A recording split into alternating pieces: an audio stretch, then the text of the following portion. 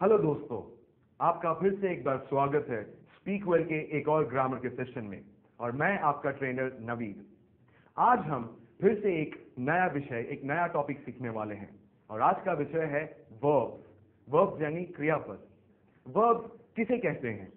एक वाक्य में जो शब्द किसी काम के करने को या किसी काम के होने को दर्शाता है उसे हम वर्ब या क्रियापद कहते हैं। उदाहरण के तौर पर हमारे पास कुछ शब्द हैं। कम यानी कि आना, गो यानी कि जाना, सिट यानी कि बैठना, स्टैंड यानी कि खड़े होना, रन यानी कि दौड़ना। अब इन्हीं शब्दों को हम वाक्यों में इस्तेमाल करेंगे। जैसे वाक्य है, he goes to school every day.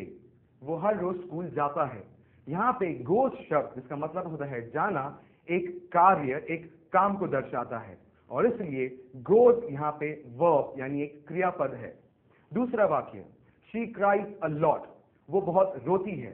इस वाक्य में क्राइज शब्द जिसका मतलब होता है रोना, फिर से एक बार एक काम को दर्शाता है और इसलिए दोस्तों क्राइज एक वर्ब यानी एक क्रियापद है। तो दोस्तों, वर्ब या क्रियापद के बारे में और जानकारी हासिल करने के लिए स्पीक वेल की प्रिपरेटरी ग्रामर की बुक आप पढ़ेंगे और अपने ज्ञान को और पक्का करेंगे। आइए दोस्तों, आगे चल के हम सीखते हैं कि वर्ब के प्रकार। वर्ब के दो प्रकार होते हैं। पहला है मेन वर्ब यानी मुख्य क्रियापद और दूसरा है ऑक्सिलरी वर्ब यानी सहायक क्रियापद। दोस्तों, अब हम क्रियापद वर्ब का पहला प्रकार सीखेंगे जिसे हम मेन वर्ब या मुख्य क्रियापद कहते हैं। मेन वर्ब हम उस शब्द को कहते हैं जो वाक्य में किसी भी काम के होने को या किसी भी काम के करने को दर्शाता है।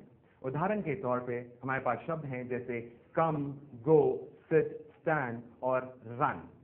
तो दोस्तों, आइए अब हम सीखेंगे वर्ब यानी क्रियापद का दूसरा प्रकार, ऑक्सिलरी वर्ब यानी सहायक क्रियापद। ऑक्सिलरी वर्ब के आगे और दो प्रकार हैं, प्राइमरी ऑक्सिलरी और मॉडल ऑक्सिलरी।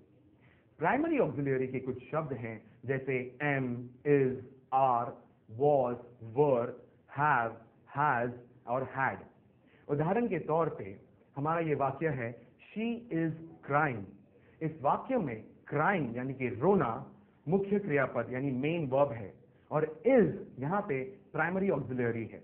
इज यहाँ पे दर्शाता है कि रोने की क्रिया वर्तमान काल में हो रही है। दोस्तों, अगला प्रकार है मॉडल ऑक्सिलरी। मॉडल ऑक्सिलरी में हमारे पास शब्द हैं जैसे can, could, would, should, must, will इत्यादि इत्यादि। अब हमारा वाक्य है, he can swim in the river. इस वाक्य में मुख्य क्रियापद यानी मेन वर्ब है स्विम यानी तैरना और कैन यहाँ पे मॉडल ऑक्सिलरी है। कैन यहाँ पे दर्शाता है कि तैरने की क्रिया भविष्य काल में हो सकती है या वर्तमान काल में हो सकती है और इसके साथ में कैन ये भी दर्शाता है कि तैरने वाले की क्षमता कितनी है। तो दोस्तों, आपने देखा कि किस तरह से मेन वर्ब यानी मुख्य क्रियापद और ऑक्सिलरी वर्ब यानी सहायक क्रियापद मिलकर एक वाक्य को अर्थपूर्ण बनाते हैं। दोस्तों, कभी कभी मुख्य क्रियापद यानी मेन वर्ब काल अनुसार अपना रूप बदल लेते हैं। जैसे कि वर्तमान काल में हम कहेंगे गो यानी जाना, भूतकाल में हम कहेंगे वेंट, पूर्ण भूतकाल में हम कहेंगे गॉन और जब क्रिया अधूरी हो या क्रिया जारी है तो हम शब्द के आगे ing लगा देंगे तो गो का हो जाएगा गोइंग। तो दोस्तों, इसी के साथ ये टॉपिक, ये विषय वर्ब आज ही खत्म होता है। तो मिलते हैं अगले ग्रामर के सेशन में। तब तक लिए आपका ये ट्रेनर नवीद आपसे विदा लेता है। Thank you and good bye.